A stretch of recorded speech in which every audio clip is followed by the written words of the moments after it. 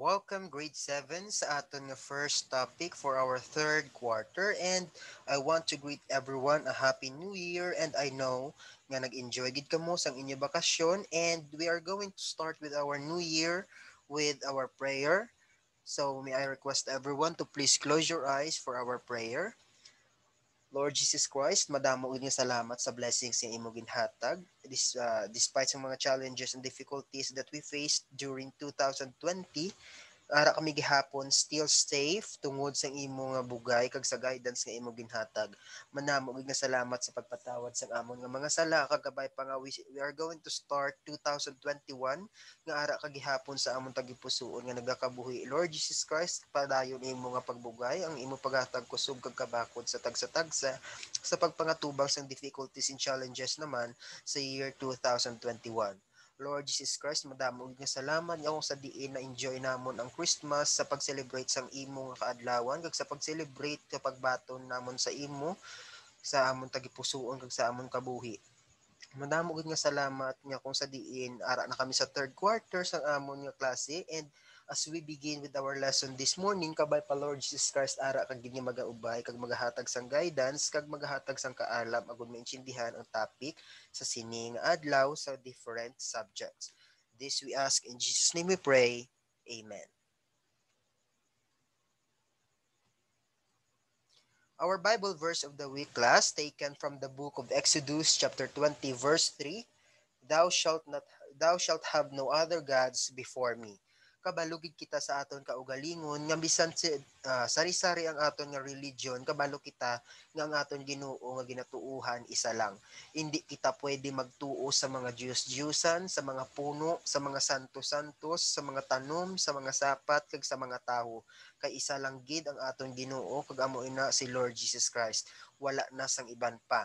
Ugani kabay pa nga kita kabuhi sa aton nga tagipusuo sa aton nga pagpangabuhi nga may Dios nga may Ginoo nga ginakilala sa aton kabuhi kag tagipusoon.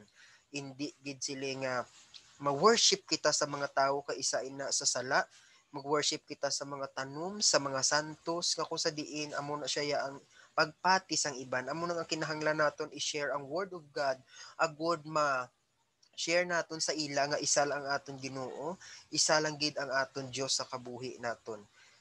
Sa hambal ko na wala sang religion nga makaluwas sa aton kundi ang aton pagtuo kag pagsalig kay Ginoong Dios, Ginoong Hesus kag ang aton pagbaton sa iya bilang aton manluluwas.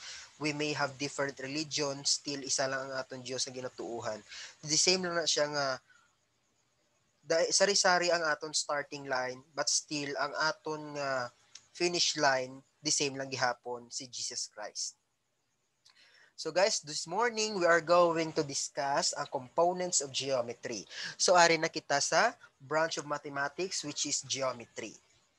So components of geometry, may ara kita three basic terms sa geometry. These are points, lines, and planes.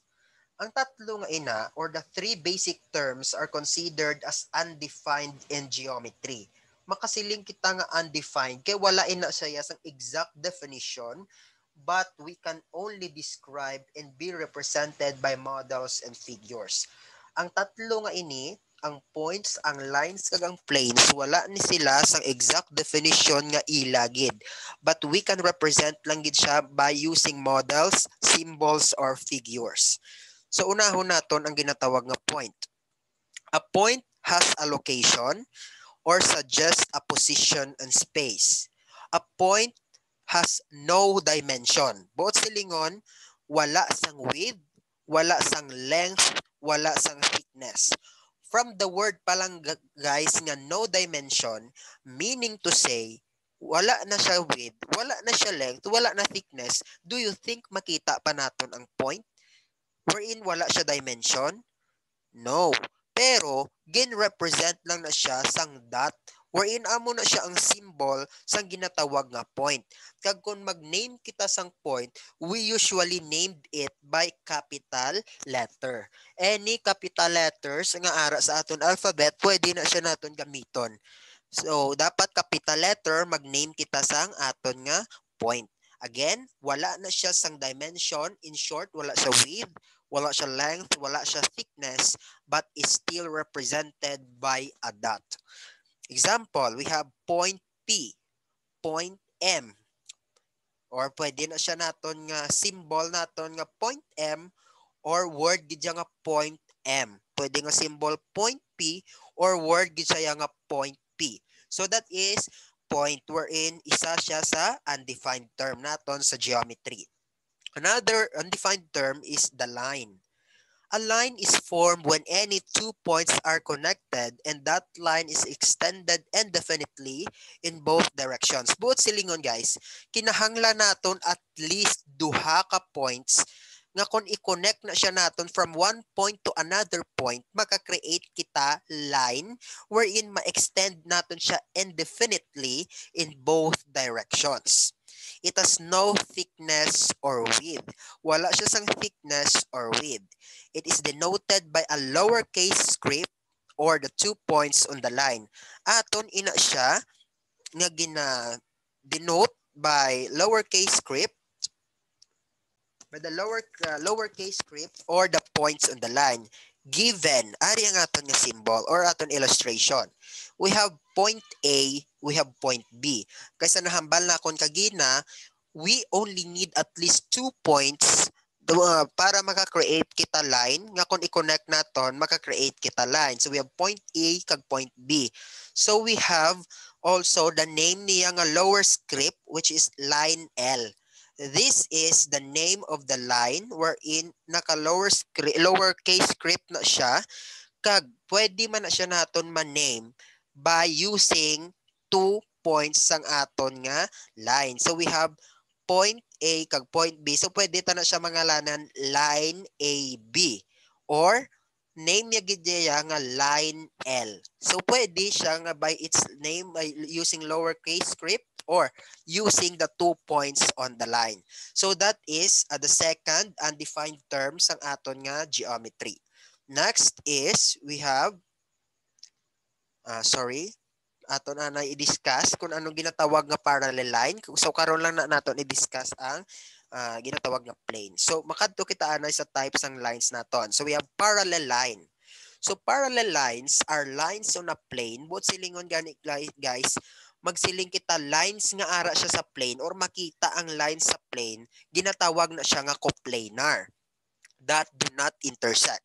Tandaan naton nga si parallel line kung ara kita sa Euclidean geometry, tandaan guys, may ara kita Euclidean kag non-Euclidean. The same thing sa aton nga line. Sa Euclidean, kinahanglan naton duha ka points para maka-create kita sa ginatawag nga line. Kung sa non-Euclidean, kinahanglan niya naton isa lang ka point pero sa isa ka point infinite number of line na nada siya ang makapass through sa ina nga point nga maka-create kita sang line. Pero kung sa Euclidean geometry, we only need at least 2 points para maka-create kita line. Same thing with parallel lines. Sa Euclidean, ang parallel lines wala gid na siya ga intersect or hindi gid na sila mag-met maski ano pa naton nga extend in both directions. Same sa ini sa aton nga illustration. Ang ini nga line kag ini nga line maski ano pa na naton ka extend infinitely hindi gid na magtabuay. Pero kung sa non-Euclidean naga-met ang aton parallel line sa depende sa space curvature. Magsiling kita space curvature, nakadepende siya sa space. Wala nagamet ang aton parallel line sa plane. Pero kung sa Euclidean, nagamet na siya sa space. Kag sa non-Euclidean, parallel lines always intersect or always met. Pero kay Euclidean lang ang aton nga ginafokusan, so ang aton nga definition for that, parallel lines are lines on a plane that do not intersect. So this is an example of parallel lines. Next, skew line. Ano naman magsiling kita skew line? Skew lines are lines in space that are neither intersecting nor coplanar. Magsiling kita intersecting, so naga-met na sila nga duwa. So for example, magsiling kita gani lines in space that are neither intersecting nor coplanar, buot silingon, wala na sila wala na sila nagalay on the same uh, on the ano magsiling kasi ni sa Ilonggo, wala na sila nagalay on the same, or wala na sila naga-share sang common endpoint, or wala sila sang common vertex nga ginatawag. So magsiling kita gani nor coplanar, but silingon hindi gina sila magmet, even ano na siya naton ka-extend sang aton nga hindi na sila magmet kay wala sila naga-share sang common vertex or the common endpoint. So the same sa aton diri nakita sa aton nga plane. So ang isa naton ang line 1 naton ato siya sa babaw. So ang another naton line 2 is ari siya sa piyak. But silingon wala sila naga-share sang common nga endpoint. So lantawon naman naton hatagan tapagid isa ka example. Ang ini nga line kagang ini nga line is also an example sang aton ginatawag nga skew lines. So again, skew lines are lines in space that are neither intersecting nor coplanar. So pwede na sila guys mag-intersect kung aton i-extend ang ini nga line, pwede iman ini siya extend ang ini nga line. Neither. So pwede nga ga-intersect, pwede siya nga hindi sa magmet. Pero wala na sila nag-share sang common endpoints kung hindi siya naton pag i-extend. Another example, are. So may ari kita line PW kag ang aton binga line QR. So that is an example sa aton skew line.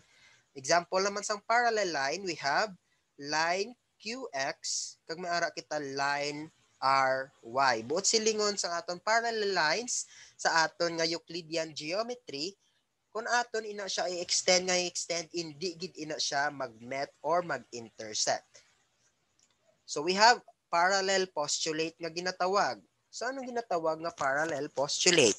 So given a line and a point not on the given line, buot silingon may ara kita line kag point nga wala ang point nga na hindi makita sa line, one and only one line can be drawn passing through the given point and which is parallel to the given line. So ari siya, nakita naton. Given a line. So we have line M. We have a point P, ari ang point P not on the given line. So hindi wala siya sa given line M naton. So naka-separate siya. Ang hambal dira sa parallel postulate, one and only one line. So isa lang gid kuno ka line ang aton madraw passing through sa point P naton kag magparallel siya sa aton line M. Amo na siya sa Euclidean geometry. Pero kung sa non-Euclidean geometry sa ginhambal na kon kagina sa isa ka point, infinite number of lines na siya ang aton ma-create nga mag-pass through sa given point naton. Pero sa parallel postulate in Euclidean geometry, isa lang gid siya ka point, isa lang gid siya ka line rather ang mag-pass through sa aton given point that is parallel sa given line naton. So sa nakita ninyo, si line N is parallel na siya kay line M. So another or the third undefined term sa aton geometry, we have plane. So magsiling kita plane, it is a flat surface that has no thickness and extends indefinitely in all directions. Buot silingon, magsiling ka flat surface, hindi na siya siling pareho sang cube. Kaya nga ang cube may ara siya sang height. Ang aton plane is two-dimensional lang ni siya. May ara siya sang length, may ara man siya sang width. Pero ato na siya ma-extends indefinitely in all directions. Ang plane naton may apat na ina siya ka sides. Therefore, apat man na siya ka directions ma-extends naton indefinitely. It is often represented using a four-sided figure. Any four-sided figure ang ginagamit sa aton nga plane. So it can be named by a capital letter. So pwede na siya naton ma-named by capital letter or by three non-collinear points on the plane. Magsiling ikaw non-collinear points on the plane. Ang plane ay ang points nga makita naton nga galay siya or makita siya naton sa sulod sang plane. Like a line, it extends without end. Kung ang line maaton siya ma-extend infinitely, nga wala siya katapusan, si plane the same man ina. it has length and width but no thickness. So kay two-dimensional lang yang aton nga plane, amo na nga length lang kag width. Amo na iya nga wala siya sang thickness. Example, ari nakita ninyo nga may R kita, capital letter R. So this is one way nga mag-name kita sang plane nga ginatawag. So pwede nga tawagon ta ni siya nga plane R. So may ara kita non-collinear plane points nga ara sa plane. So we have point A, may ara man kita point B, may ara man kita point C. So may tatlo kita ka non-collinear points sa plane. So pwede ni siya naton gamiton ang tatlo ka points para ma-name naton si plane. Pwede siya tawagon plane A, B, C or plane R. So we have two ways kung paano kita mag-name sang plane using the three non-collinear points in the plane or pwede natin gamitan capital letter para mag-name kita plane. So ano magsiling kita non-collinear? So we have terms nga non-collinear. Non-collinear points are points that are not contained in the same line. Buot silingon, hindi siya naton makita sa isa ka linya. Wala sila nagalay sa the same line. Nakalapta sila nga mga points. Next, magsiling ka naman collinear. These are points that lie on the same line. Ini naman niya ang collinear. Sila naman ni ang mga ang mga points nga makita naton sa isa ka linya. For example, tatlo atong kagina, makita ta sila sa isa ka linya. Pero kung hindi natin sila makita, lapta sila, then they are called non-collinear.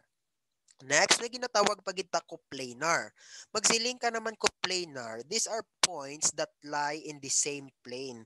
Same sa aton dito kagina. Kung makita naton gani, ang aton points nga ara sila sa the same plane, ginatawag na siya nga coplanar points. Again, ang tatlo, non-collinear, points that are not contained in the same line, collinear, non-collinear. But sila not contained. Kung magsiling ka naman collinear, contained in the same line.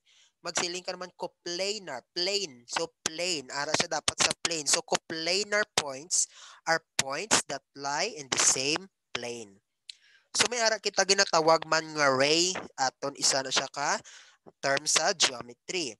So a ray extends infinitely in one direction from an endpoint. Isa lang ni siya ka direction ang gina-extend sa aton ray halin sa iya endpoint. A point on a line determines exactly two rays called opposite rays. Aring example sang aton nga ray. So halin sa aton nga endpoint, pwede na siya naton ma-extend infinitely in one direction. Pero ang aton nga line, duha na siya ya guys ka ray. That is why gintawag siya nga opposite rays kay sa piyak may isa pa gid na di siya ka ray ang aton line. Amo na ya nga si line, pwede siya naton ma-extend infinitely in both directions. Kung si Rhea, isa lang ka direction kay may endpoint saya kag maka-extend kita infinitely in one direction from a given endpoint. Next, ano naman ang ginatawag nga segment? So segment is a part on a line, so parte lang siya sang linya between any two points. Dapat contained kita duha ka points para may ara kita ginatawag nga segment. So the distance from one endpoint to another is called length. So ang distance ko from one endpoint to another endpoint is called length. Example, we have segment CA. Part on a line between any two points. So may ara kita line CT or line CAT kay may tatlo kita ka points. So examples ng segment, we have segment CA, segment AT, segment CT. So ginatawag na iya ang distance from one endpoint to another is called length. Halin diri sa ini nga endpoint pakadto didto sa another endpoint, ginatawag na siya nga length. Next, way ara kita ginatawag nga angle. We have angle. It is formed by two rays. Kung ang aton duha ka ray nag-opposite lang, so line ang aton ma-create. Ang line also is an angle. Ginatawag na siya nga straight angle. So si angle, maka-form ni siya by using two rays that are connected by their endpoints. Buot silingon ang duha ka ray nga na-connect sa isa ka endpoint, maka-create siya angle. So the rays are called the sides of the angle. So kung duha ka ray nag-intersect na sa isa ka given endpoint, ang ina nga mga ray ang iya sina nga sa matawag na siya nga sides ang angle. Kag ang endpoint nga common sa ilang nga duha ginatawag na siya nga vertex. Ang vertex amo na ang ila nga common point or the point of intersection. So again, duha ka rays kung mag-connected mahimo siya angle, kag ang rays nga ina mahimo na siya sides ang angle nga na-create, kag ang common endpoint nga kung sa diin dira sila nagmet amo nang ginatawag nga vertex. Next, we have the standard position. So makasiling kita nga si angle is in standard position wherein an angle with one side parallel to the horizontal naton. Okay, next, we have interior angle. So ano naman ang ginasili nga interior? From the word inter, sabot silingon, in, ara siya sa sulod. So region covered from the initial side to the terminal side. So ari sa ato nakita kagina. Magsiling kita interior, covered from the initial side to the terminal side. So initial side to the terminal side. So this is the interior angle, ang sa sulod. Ari ang aton initial side, ang gahigda, kag ang gaslant amo na si terminal side naton. Ang region sa sulod ni nila amo nang ginatawag naton nga interior angle. Kag ang not covered by the interior of the angle is called the exterior. Ang ari naman sa gwa guys, amo naman yung ginatawag naton nga exterior angle. Ang sa sulod nga region ginatawag na naton nga interior angle. So may ara kita ginagamit nga tool para maka-measure kita sa measurement sa aton nga given angle. So ano ang ginagamit naton? This is so-called protractor. I know you're all familiar gid sa ginatawag nga protractor kay ever since amo gini siya ang ginagamit nga tool mag-measure kita angle. So this is a device used to measure angles. Usually the degree measures is used. So ginagamit ni siya naton kay ang unit of measurement dire naton sa angle is degrees. So may-ari kita 0 hasta 180. So amo na siya ang aton nga measure sa aton protractor. Si protractor siya na ang device nga ginagamit to measure angles. We have type of angle. First, right angle. Anong ginatawag nga right angle? This is an angle that measures exactly, buot silingon, exactly, amugid na siya ang iya standard measure. Wala siya siling nga less than, wala siya siling nga greater than, kundi exactly 90 degrees. Basta 90 degrees, right angle. So, ari nakita ninyo sa aton illustration.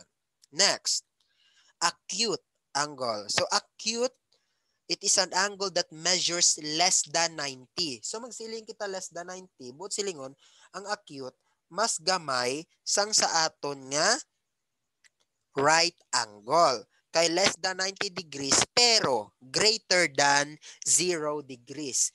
Buot silingon, ang measure sang aton acute angle, kinahanglan, ara lang siya sa range nga 0 to 89 degrees.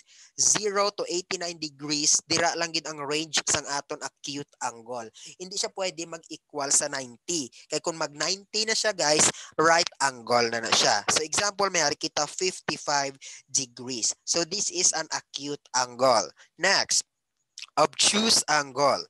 So it is an angle more than 90 degrees ang measurement. So 90 degrees iya measurement but less than 180 degrees. So ang range naman sa aton obtuse angle is between 91 to 179. So dira lang man ang range sang aton nga obtuse angle.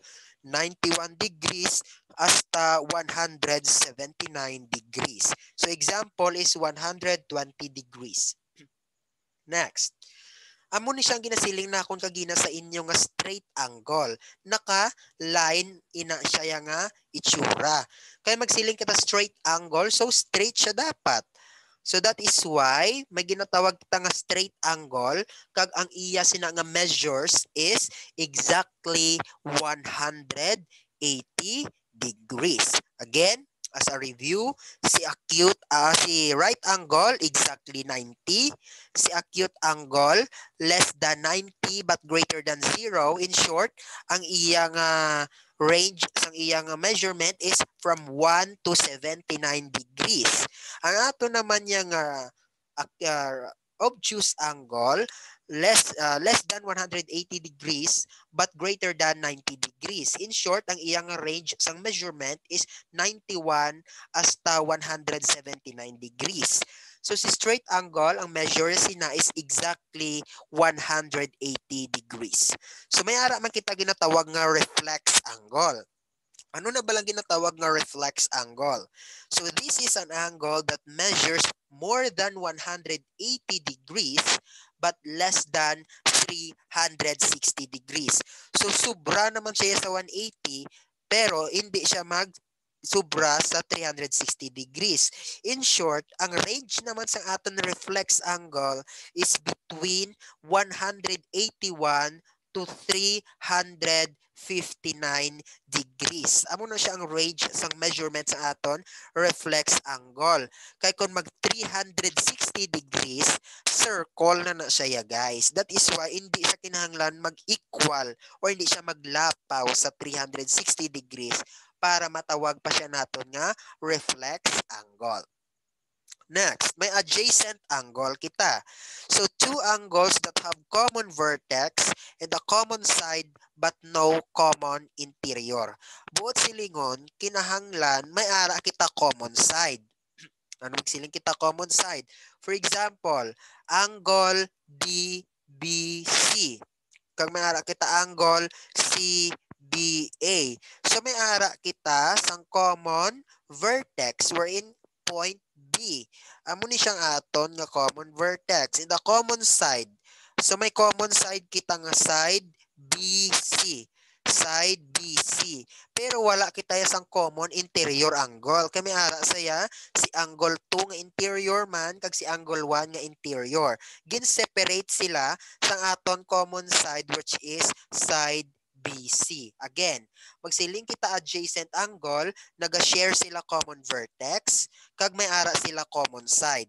Example, diri ang common vertex is point B, kag ang common side is side BC or segment BC. Another term is the angle bisector. Ano naman magsiling kita angle bisector? It is a ray with its vertex coincident with the vertex of the given angle and divides it into two congruent adjacent angles. So magsiling kita angle bisector, siya naman iniya guys ang nagatunga sang aton nga angle into two congruent adjacent angles. Liwat. May ara kita given angle AOC. Nakita ninyo ya, blue siya. Si OB naton nga side is amo nang ginatawag naton angle bisector. Kay siya ina ang nagatunga sang aton angle into two congruent adjacent angles. Buot silingon, si angle bisector, siya na ang ray with its vertex coincident with the vertex. Buot silingon, ang vertex ang aton nga ray nga angle bisector, ara man siya sa vertex ang aton given angle. Buot silingon, dira man sila nagtabuay, dira sila nag-intersect. May the same sila nga vertex. Kag ang ina nga ray wherein ginatawag sa nga angle bisector, siya na ang ray nga gatunga sang aton angle into two congruent adjacent angles. So may ara naman kita ginatawag vertical angle. So anong ginatawag nga vertical angle?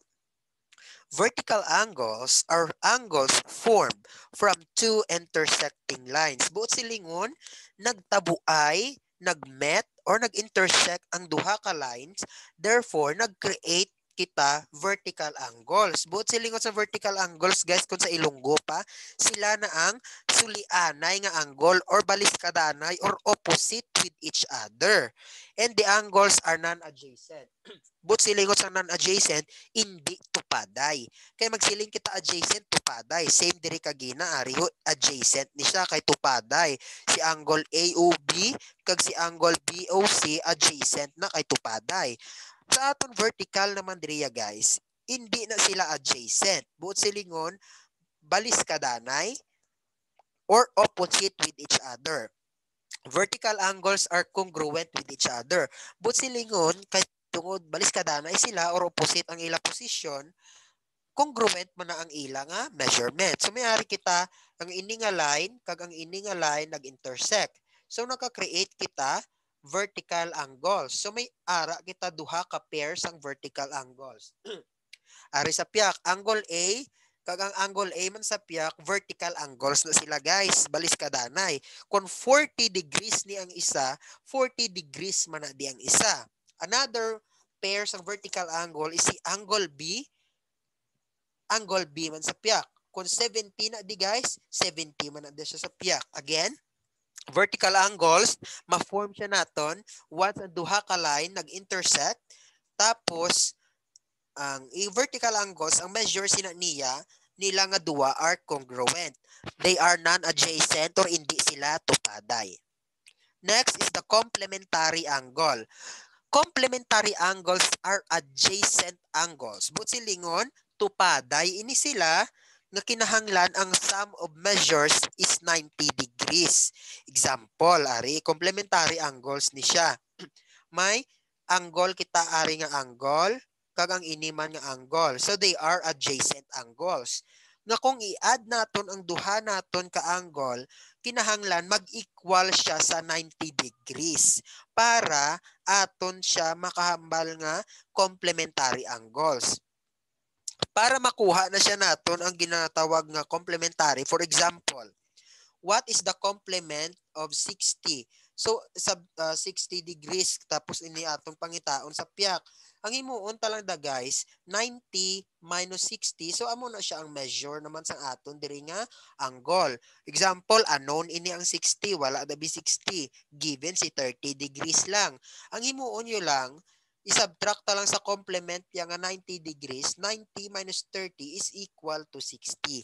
Kaya ang aton complementary angle, duha na siya ka angles that are adjacent or tupaday nga kung i-add naton ang ila sum is equal to 90 degrees. However, si supplementary naman, adjacent man na sila. Tupaday man na sila guys nga mga angles. Pero kung i-add na saya, dapat ma-equal na siya sa 180 degrees. Example, 120 plus 60 equal siya sa 180 degrees. Kung pangitaon mo naman niya ang supplement sang aton angle nga isa, for example, unknown si 120, ang himuon talang da guys, 180 degrees minus 60 degrees, amo na siya di ang measure sang aton nga angle. Example naman, kung unknown naman si 60, ang himuon lang naton 180 degrees minus 120 degrees, amo na di siya ang aton nga measure sang aton angle. So those are ang terms sang aton nga geometry, mga components ng aton geometry. So I hope na intindihan ninyo ang mga terms sa aton geometry, and if you have questions and clarifications, feel free lang nga mag-message sa akon para aton siya mahatagan solusyon.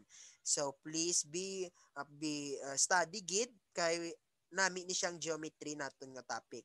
And for the continuation sa aton klase, so sa next lang naton nga video. So God bless everyone, and please study para aton ma-apply ang aton nga learning kag knowledge sa ini nga lesson sa aton nga next nga lesson. So God bless everyone, and see you sa next nga video.